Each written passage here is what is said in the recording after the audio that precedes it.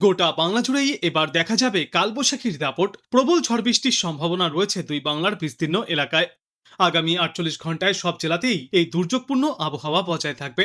আজ মূলত ভারী বর্ষণের পূর্বাভাস থাকছে পশ্চিমা অঞ্চলের বেশ কয়েকটি জেলায়, যার মধ্যে বর্ধমান জেলায় সব থেকে বেশি বৃষ্টির সম্ভাবনা। অন্যদিকে উত্তরবঙ্গে এবার বৃষ্টির পরিমাণ এবং ব্যাপকতা কিছুটা কমে আসবে। বিক্ষিপ্তভাবে বৃষ্টির সম্ভাবনা থাকবে ওপরের মাত্র কয়েকটি জেলায়। এই মুহূর্তে উড়িষ্যায় ঘূর্ণাবর্ত অবস্থান করছে। উত্তরপ্রদেশ থেকে উড়িষ্যা এবং বিহার থেকে অন্ধ্রপ্রদেশে জোড়া ঘূর্ণাবর্ত অক্ষরেখা রয়েছে। এর জেরেই বৃষ্টি চলবে। সেই কারণে আজ এবং আগামীকাল সমুদ্রে যাওয়ার ওপর মৎস্যজীবীদের উদ্দেশ্যেও নিষেধাজ্ঞা জারি করা হয়েছে। আজ পূর্ব বর্ধমান এবং সংলগ্ন এলাকায় বিক্ষিপ্তভাবে ভারী বৃষ্টি চলবে। পূর্ব পশ্চিম বর্ধমান, নদিয়া, বাঁকুড়া, হুগলি এবং পশ্চিম মেদিনীপুরে ঘন্টায় সর্বোচ্চ 70 কিলোমিটার বেগে দমকা ঝড়ো বাতাসের সঙ্গে বজ্রবিদ্যুৎ সহ মাঝারি বৃষ্টি চলবে।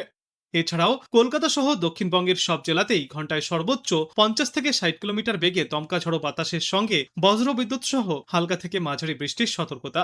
সপ্তাহের শেষের দিকে ঝড় বৃষ্টির প্রবল দাপট দেখা যাবে দক্ষিণবঙ্গে। পূর্ব পশ্চিম মেদিনীপুর, বাঁকুড়া, ঝাড়গ্রাম এবং বর্ধমান জেলায় ঘন্টায় সর্বোচ্চ 60 থেকে 70 কিলোমিটার গতিতে দমকা ঝড়ো বাতাস বইবে, সঙ্গে থাকবে বজ্রবৃষ্টি। এদিকে কলকাতাতেও অন্যান্য এলাকাগুলির মতোই ঘন্টায় সর্বোচ্চ 50 থেকে 60 কিলোমিটার গতিতে কালবৈশাখীর সম্ভাবনা, সঙ্গে থাকবে বজ্রবৃষ্টি। বিশেষ করে শনিবার এবং রবিবার বিক্ষিপ্তভাবে ঝড় বৃষ্টির সম্ভাবনা। বজ্রবিদ্যুৎ সহ বৃষ্টির সঙ্গে ঘন্টায় সর্বোচ্চ 30 থেকে 50 কিলোমিটার গতিতে দমকা ঝড়ো বাতাস বইবে এই সপ্তাহের শেষের দিকে। রবিবারের পর থেকে বৃষ্টির পরিমাণ এবং ব্যাপকতা কমে আসবে কলকাতা সহ গোটা দক্ষিণ বাংলায়। ফিরে একবার বাড়বে গরম এবং আর্দ্রতাজনিত অস্বস্তি। অন্যদিকে এই সময়ে উত্তরবঙ্গে আর ভারী বৃষ্টির কোনো সতর্কতা নেই।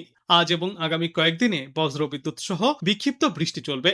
দার্জিলিং, মালদা এবং দুই দিনাজপুর জেলায় ঝড় বৃষ্টির সম্ভাবনা অন্যান্য এলাকাগুলির তুলনায় বেশি।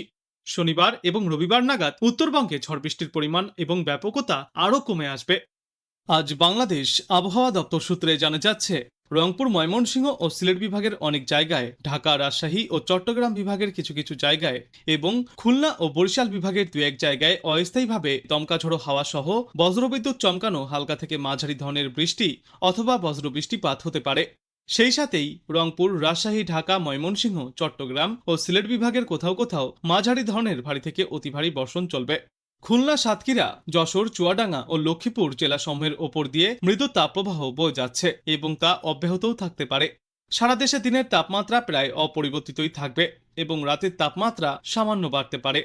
আগামীকাল ঢাকা, ময়মনসিংহ ও সিলেট বিভাগের অনেক জায়গায়, রংপুর, রাজশাহী ও চট্টগ্রাম বিভাগের কিছু কিছু জায়গায় এবং খুলনা ও বরিশাল বিভাগের দু এক জায়গায় অস্থায়ীভাবে দমকা ঝড়ো হাওয়া সহ বজ্রবিদ্যুৎ চমকানো হালকা থেকে মাঝারি ধরনের বৃষ্টি অথবা বজ্রবৃষ্টিপাত হবে। সেই সাথেই রংপুর, রাজশাহী, ঢাকা, ময়মনসিংহ, চট্টগ্রাম ও সিলেট বিভাগের কোথাও কোথাও মাঝারি ধরনের ভারী থেকে অতি ভারী বর্ষণ চলবে। সারা দেশ জুড়েই দিন এবং রাতের তাপমাত্রা কিছুটা কম হতে পারে বৃষ্টির জন্য।